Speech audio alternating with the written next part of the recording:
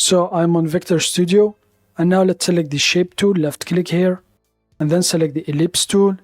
And now in order to create a perfect circle, hold the Shift key down and then trace your circle. And now I'm going to remove the fill, so left click here on the color, and then click on this icon to remove the fill. And now double click here, I'm going to add a 1 point stroke, type 1, press enter. And now select the Move tool, and now make sure here the snapping is checked. If I left click here, so here are the features I checked. And now I'm just going to center my circle. And now Ctrl J to duplicate your circle. And now hold the Ctrl key and Shift key down and then scale down your circle from this handle here, from these handles.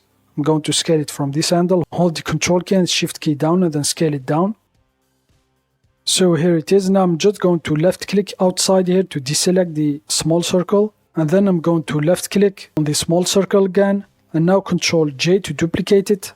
And now hold Shift key down and then scale up your layer until it snaps here. And now I'm just going to left click outside and then left click on the middle circle, Ctrl J to duplicate it, and now hold Shift key down and then move it to the left until it snaps here to the left side here of the big circle. And now as you can see, this circle is already selected. Hold Shift key down and then left click on the circle to select it. So now we have both circles or layers selected, and now Ctrl J to duplicate them, and now hold Shift key down and then rotate it from this handle. So here it is. Now I'm going to select everything. Make sure on the Move tool I'm going to select everything. And now let's select the Shape Builder tool, left click, select Shape Builder. So the action here is plus to create a new shape from selected areas. Drag method is freehand. The cleanup, I'm going to use all unused geometry. This will keep only the shape we select. I check the use style from selected area. And now I'm just going to paint over the areas I want to select. I'm going to start down here and then go here. So here it is, just drag. And then I'm going to select the small part here, so here it is. So now it kept only the selected areas. And now I'm just going to add the gradient to this shape here. So let's select the Fill tool, left click, select Fill tool. The context is Fill. The type, left click, I'm going to change it to linear. So now I'm going to left click here on this handle to select it. For this one, I'm going to change it to a dark blue.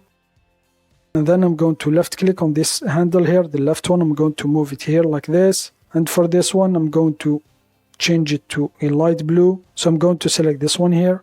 And now let's select the Move tool. And now click on the gear icon here, left click on it. Check the Enable Transform Origin. So this is the center point here of the transform origin of the shape. So now just make sure snapping is checked. I'm going to move it. So as you can see, it is on the center. And then I'm just going to move it up. So as you can see, it stops here. With this one here, with this edge here. So now if I move it down, so here it is. And now press enter. Make sure on the Move tool, select the shape and then press enter.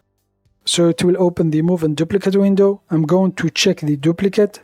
I'm going to change the number of copies to 3. Double click, type 3. I'm going just to move the window to the right. And now I'm just going to change the rotation here to 90. Double click and then type 90 and then press enter. So here it is, and now click OK. And now I'm going to select everything. I'm going to group all the shapes here or the layers. Click on Group. I'm going to left click here. So now you can increase or decrease the outline. I'm going to remove the outline. And now you can find small gaps here because of the outline. I'm just going to fill them. Select the Contour tool. Double click here on the radius. And then I'm going to add the 0.3 radius. And then press enter. And now I'm just going to select the Move tool.